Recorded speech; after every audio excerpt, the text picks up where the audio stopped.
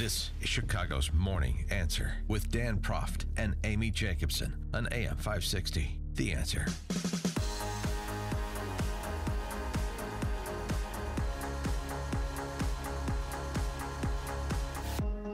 Good morning, Dan and Amy. Before we get to Ralph Peters, I made a mistake. Let's go to Chris in Kansasville. Chris? Yes, I'd like to take exception with Amy referring to Bill's rape victims to his ex-lovers, and if that latch didn't make her nervous, nothing could. Thanks yes, for the call, I said Chris. that Bill's. Well, the Trump administration brought three people: Juanita Broderick, Trump Paula campaign. Jones, Kathleen Willey, Kathleen Shelton. They brought them to the second debate in St. Louis and sat them together in the first row. Yes, right.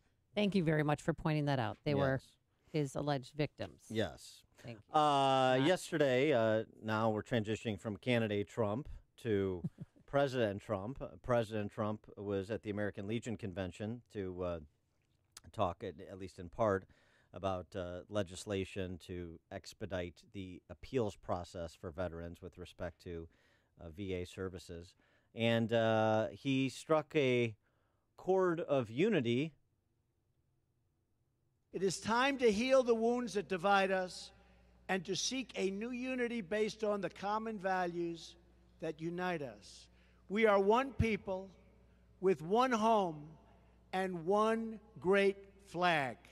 And this is being received by the D.C. press corps as Trump wildly swinging from divider to uniter, even if you accept the premise of the first part of that statement. So what do you want him to do? Do you want him to kind of incrementally move to being a uniter? You criticize him for divisive rhetoric, and then you criticize him for unifying rhetoric. Well, there's teleprompter Trump, and then there's campaigner Trump.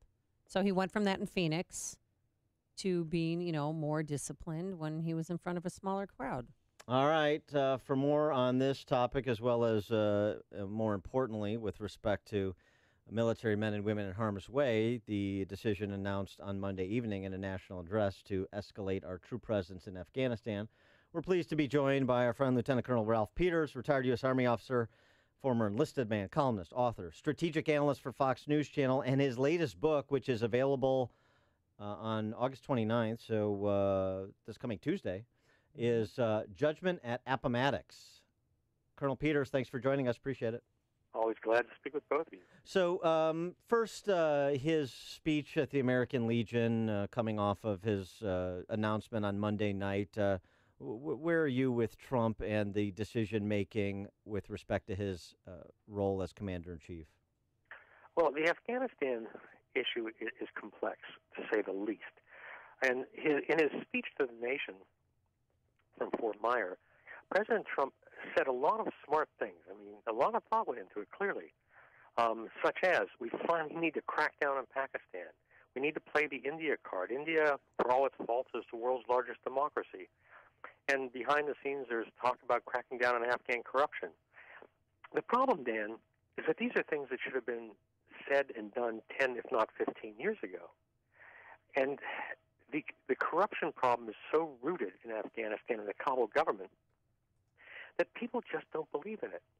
And the fundamental issue isn't troop levels. It's not even how much money and aid we send. The fundamental issue is will Afghans fight to save their own country? And right now we have a situation where Afghans volunteer to serve and if need be, die for the Taliban, but they are reluctant to serve and die in defense of the Kabul government. And there's a lot of backstory there. But one thing is, we Americans, our solution to any problem is to throw money at it. Mm-hmm. Very litigious culture in many ways. But we made the same mistake in Afghanistan and Iraq, but in Afghanistan as we did in South Vietnam. In Afghanistan and South Vietnam specifically, we entered very poor countries and poured in American wealth. And it wound up corrupting people wildly. South Vietnamese generals who should have been fighting the Viet Cong and later the North Vietnamese army wound up just stealing everything they could could steal. And we've seen the same thing in Kabul, where we've spent over $1 trillion there and untold billions are now in bank accounts in Dubai, United Arab Emirates, Kuwait, Qatar. The best, and it's become so bad that the best and the brightest in Afghanistan, the doctors, the professors, they've emigrated, Right. and they're not coming back. So this corruption, I've seen it. I've done research projects in Africa and Southeast Asia and South America, and everywhere I go, the great cancer that cripples nascent democracies, the cancer that destroys what should be rule of law states, is invariably corruption. So we're asking the Afghan people to step up, defend a corrupt government, when out in the villages, all they see of that government is broken promises. The aid money never gets to the people. It gets siphoned off along the way. You have Afghan army commanders who have forced their troops to pay for their own meals. They steal the food from their own troops. Right. And the Taliban, look, I have no sympathy with the Taliban. As far as I'm concerned, they're a gang of barbaric, woman-hating pederasts. But it doesn't matter what I think. It doesn't matter what you think. What matters is what the Afghan people think. And they see more justice in the Taliban than they do in the federal government and in the government in Kabul. And that's our problem. And, I mean, you're right. And foreign aid, George Ayete has written extensively and persuasively on this topic in terms of foreign aid corrupting countries in Africa as well, to your point. But I want to get back to what you said before about, and what you said right there at the close of your remarks about the Afghan people placing more faith, willing to die for the Taliban as opposed to being willing to die for a free Afghanistan, if you will.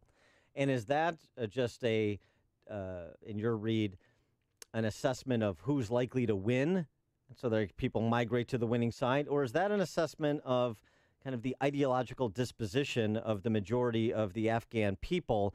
And so we got a real problem there because the landscape just doesn't provide for anything resembling a peaceful, pluralist society that we desire. No, and the answer is both. Certainly, people always want to be on the winning side. That's how you survive. So that's a huge factor, naturally. And especially as the Taliban now control or otherwise dominate about half of the country. That should trouble us. That despite all the blood and treasure we've spent, the Taliban have recovered from their position of weakness when Obama took office to being much more powerful today. And so you also have a basic math problem.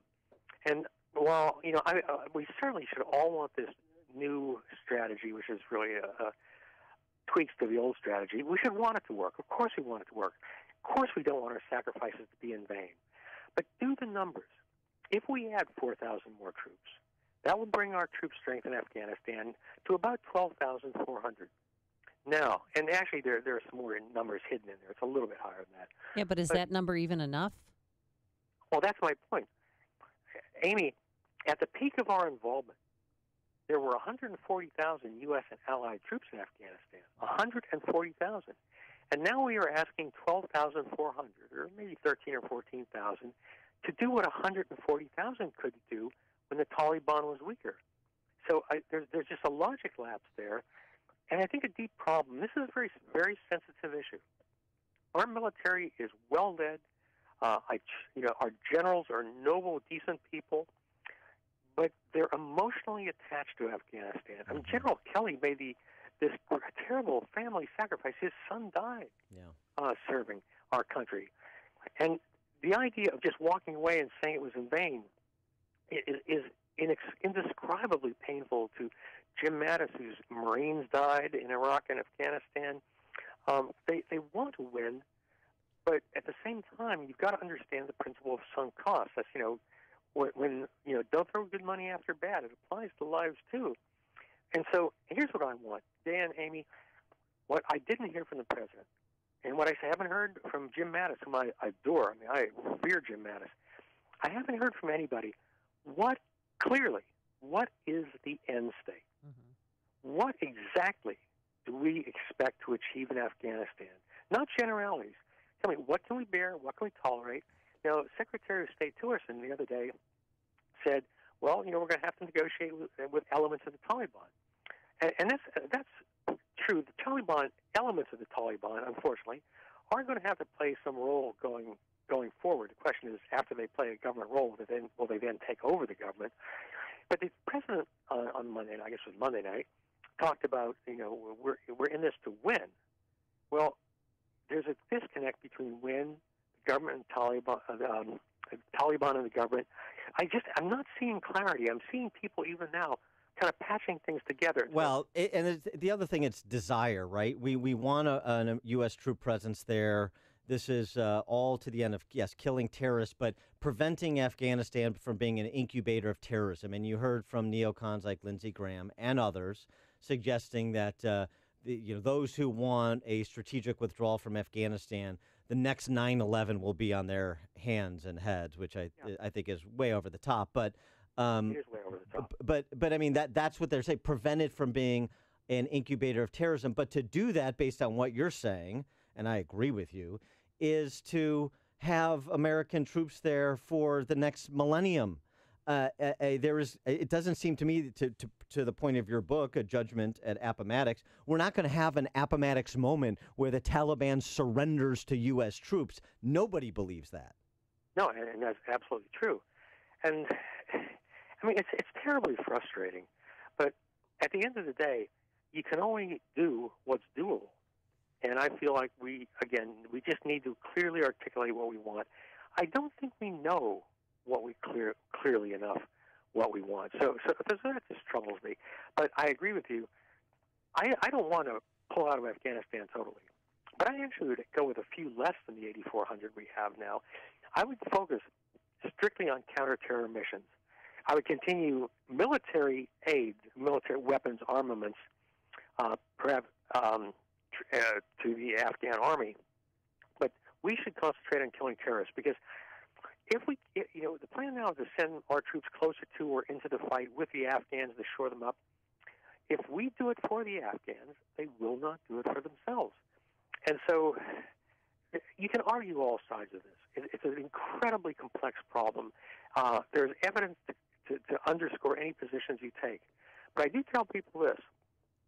Afghanistan, contrary to what neocons say, Afghanistan was not an incubator of terrorism. Afghanistan was a refuge for terrorists, and there's a difference. The Taliban never attacked the United States of America on our home soil. The Taliban's ambitions are local, at most regional. But Al-Qaeda, they gave them shelter, which is a big mistake. And by the way, the Taliban, for whom I have no sympathy, the Taliban are blindsided by 9/11. They didn't know that was coming. And a friend of mine who was closely involved in the special ops side and behind-the-scenes intelligence in 2001, after 9/11, the Taliban were terrified. They offered to give us bin Laden and Al-Qaeda, and we didn't go there. The Bush administration didn't go there. They just wanted to kill everybody, get the Taliban, et cetera. And so we blew chance after chance, and we were emotional at that point in 2000, after 9/11. I understand that, but again, it's faulty logic to say, well, if the Taliban take over Afghanistan, well, then we're going to have another 9/11 because of the Taliban. No, and by the way, the Taliban right now are fighting ISIS. They don't get along. Yeah, there's a battle for hegemony among the terrorist organizations too, right? Of course. Yeah, and so there are very, very, very few permanent enemies. There might be a point, and this is an outside possibility, that we might be glad the Taliban is there resisting ISIS. I mean, I don't know that, but I just think in Washington we don't think imaginatively enough. We don't see things through the enemy's eyes, and that's our fundamental failing in intelligence. All right. He is Lieutenant Colonel Ralph Peters, retired U.S. Army officer, strategic analyst for Fox News Channel. And his latest book, Judgment at Appomattox, it's out Tuesday. You better pick it up Tuesday before you're not allowed to write about Robert E. Lee and the Confederacy in this country anymore. Yeah, that's coming. Colonel Peters, thanks so much for joining us. Appreciate it. Thank you. Andy, join us on our turnkey.pro answer line. You've made